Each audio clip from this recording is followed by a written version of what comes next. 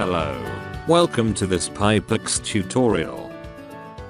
In this video I want to show you how you can create and manage a new client in PIPEX. Click either on the Add button in the upper row or press the F5 key to start the editor for a new client. The input fields are divided in two groups and several tabs. You can edit all fields of the data. A pick list is also available for the fields type. You access the pick list by clicking the button to the right of the field. Please fill in as many fields as you possibly can. You can later search, group or sort the client table using these individual fields. Finally, save the data by clicking on the corresponding button or by pressing the F2 key.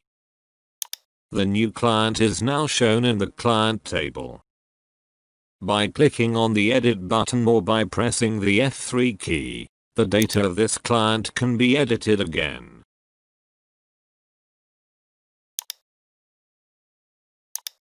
By clicking on the open button or by double clicking on the corresponding table entry, the client data is opened and you are led to the project management for this client.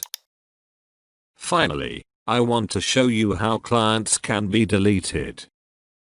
By clicking the delete button or by pressing the F4 key, all data for this client can be deleted. For safety reasons, this has to be confirmed by the user. Thanks for watching. Please also note the other training films.